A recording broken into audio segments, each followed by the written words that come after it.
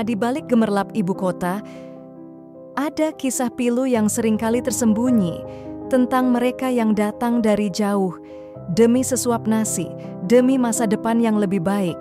SR salah satunya. Usianya baru 24 tahun. Ia berasal dari Banyumas, Jawa Tengah. Dengan harapan sederhana, ia datang ke Jakarta untuk bekerja sebagai asisten rumah tangga.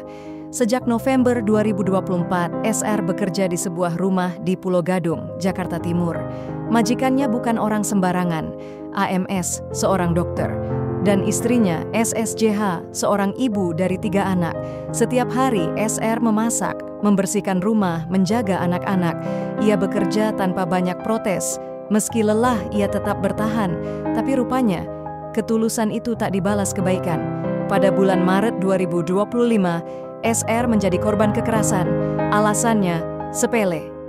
Sang majikan merasa SR tidak memuaskan dalam mengurus anak mereka. Namun, bukannya dibimbing, SR justru disiksa.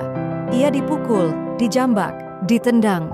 Kepalanya dibenturkan ke meja dan lantai. Rambutnya dipotong paksa oleh tangan majikannya sendiri. SSJH melampiaskan amarah sepuas-puasnya, dan AMS, sang suami, membiarkan semuanya terjadi. Hari-hari SR berubah jadi mimpi buruk. Tubuhnya sakit, tapi yang paling perih adalah batinnya. Ia tertekan, ketakutan, ingin kabur, tapi tak tahu harus bagaimana. Hingga akhirnya, ia memutuskan pulang ke kampung halamannya. Tapi bukan dengan mudah. SR harus menebus dirinya sendiri. 5 juta rupiah, uang tebusan dari rumah majikan yang menjelma menjadi penjara. Saat SR akhirnya pulang, keluarga menyambutnya dalam tangis. Tubuh SR penuh luka, lebam-lebam di wajah, tangan, tubuh. Mereka tak percaya ini yang terjadi pada anak mereka. Mereka tak tinggal diam. Kepala desa pun ikut turun tangan. Laporan dibuat, polisi dipanggil, dan saat bukti mulai dikumpulkan, dunia luar akhirnya tahu. Rekaman CCTV memperlihatkan segalanya. Detik-detik penyiksaan yang terekam menyebar luas di media sosial. Video itu viral, masyarakat marah, warganet menuntut keadilan. Bahkan anggota DPR RI Ahmad Sahroni ikut bersuara. Ia mengunggah video tersebut, menuntut agar hukum ditegakkan.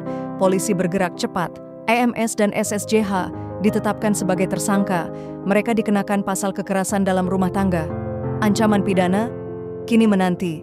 Tapi satu hal yang mengejutkan muncul. Pasangan ini bukan pertama kali melakukan kekerasan. Mereka pernah menyiksa ART sebelumnya.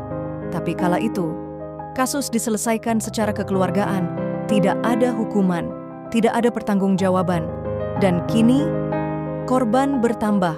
Kepolisian menjadwalkan pemeriksaan kejiwaan terhadap keduanya untuk melihat seperti apa sebenarnya isi hati mereka yang tega menyakiti seseorang yang membantu rumah tangganya, seseorang yang hanya ingin bekerja dan bertahan hidup. Kasus ini jadi cermin bahwa perlakuan terhadap asisten rumah tangga masih jauh dari kata manusiawi. Masih banyak SR lain di luar sana yang tak bisa bersuara, yang tak berani melawan. Tapi hari ini, SR telah bersuara, dan kita semua mendengarnya.